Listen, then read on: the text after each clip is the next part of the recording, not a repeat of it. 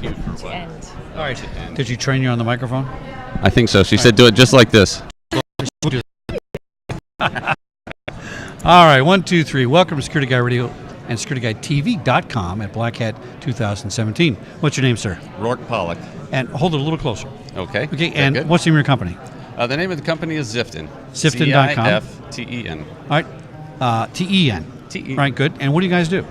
We actually provide endpoint visibility and control for companies that need to bring together their IT organizations and their security organizations in order to manage risk and security across all of their devices, no matter where those devices may be.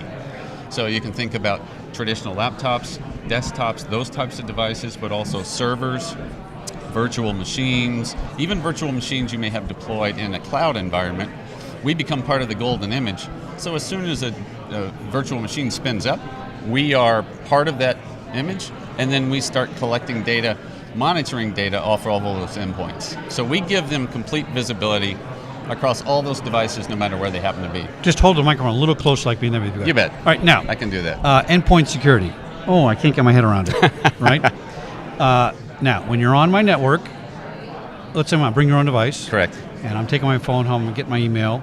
But when I go home, I'm on AT&T's network. Correct. And I'm getting my company email through there. That's right. Can you protect my endpoint if I'm on somebody else's network? Yes, sir. Okay. What we're doing is we actually will deploy an agent on your endpoint. And so as soon as we're on, we're streaming data off of that endpoint. We are monitoring for systems information. So we're looking at the system itself. We're looking at the behavior of the users on that device. We are looking at all the applications, the binaries, the process information on that device.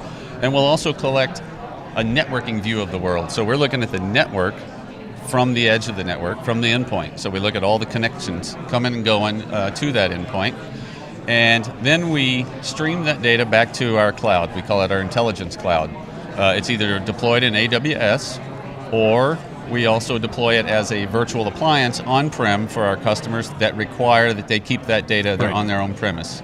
And so if you go home and you connect your endpoint, we're still streaming that data off of your endpoint over the internet back into your intelligence cloud. So you have a complete picture of what's happening on that endpoint. And let's say you are traveling to Las Vegas for Black Hat, you're on the airplane, you don't trust the wireless, you're not on wireless, you're completely disconnected. Right. We're still monitoring that device and caching that information on the device so that the next time when you get to your hotel or you get back home and you connect, we'll upload that information. And so you have all of that visibility information and you can see what that person was doing on the device or what was happening on that device while it was disconnected. Dorothy, I feel good. Isn't this great? Okay, Brilliant. Unfortunately, I have a question. All right, here we go. Shoot. While he's on the airplane and he's in airplane mode, and you're obviously continuing to track all of the activity on his user account at the device level, someone actually accesses his email while he's on the plane. Would that send an alert? Are you able to do that, and would that send an immediate alert to him? Well, yes. The answer is yes. So what we're doing is we're doing two things. We're trying to bring the IT organization and the security organizations together. So what that means is, from an endpoint perspective, the IT team is typically looking at risk. How do I manage risk? Am I patching my applications appropriately? Ransomware today is a huge problem with a simple answer. A lot of people just aren't patching their systems very well. It's hard. It's not fun, it's not sexy, it's not as fun as some of the things that a lot of the other security companies are doing, but it's necessary. The basics are necessary.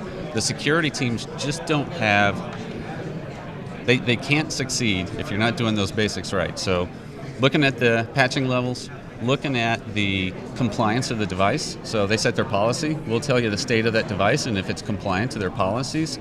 And then if I'm on the airplane, and something happens. I download something that's malicious.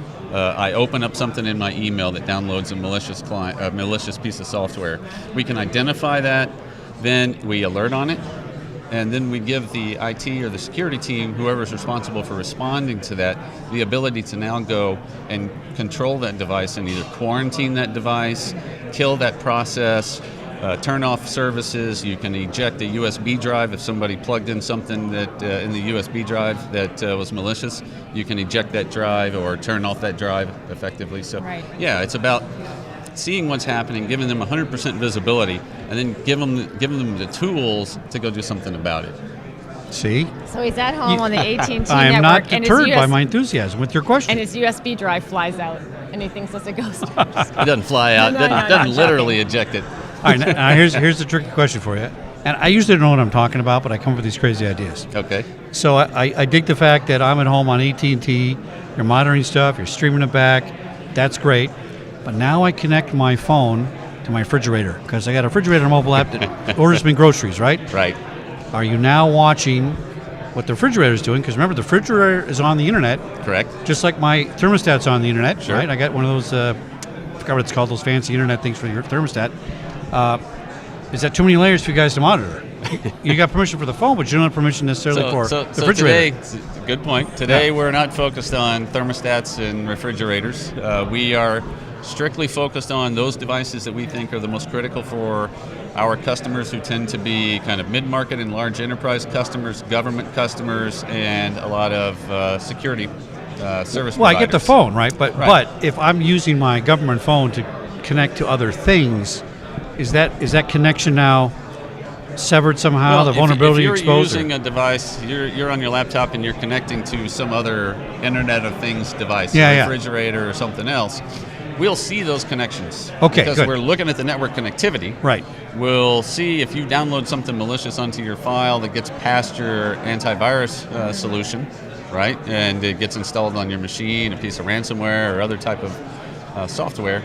And we can do something about it on that corporate device that you are running that agent on. Okay, good. We haven't had the demand from our enterprise customers anyway to extend that to IoT type devices yet. Okay. We've been playing with it. We've been looking at it. We've been running our agents on small IoT-like devices, but it's not something we've productized yet and QA'd and rolled out for larger consumption.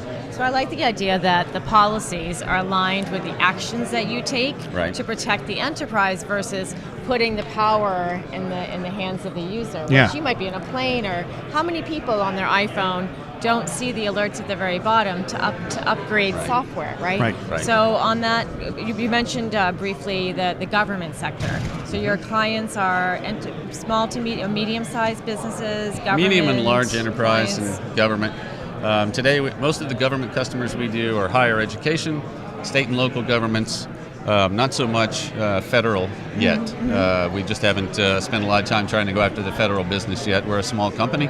It takes a little bit of an effort, and just not an investment we've made yet. What keeps you up at night? What do you worry about? What keeps us up at night? Our biggest challenge is really trying to get customers, IT organizations and their security organizations to work together, give them the right tools so that they're working together to solve this challenge. Because when you talk about the endpoint, it really does take both of those groups kind of working in unison, having the same single source of truth from a visibility standpoint to be successful. They've got to do the basics right if they're going to get security right. Roark Pollock at Ziften, Ziften.com. Thanks for going on SecurityGuyTV.com at Black Hat 2017. Thank you very feel much. good. I feel better. I enjoyed it. Doing a good job. Thanks for protecting us. All right. Thanks.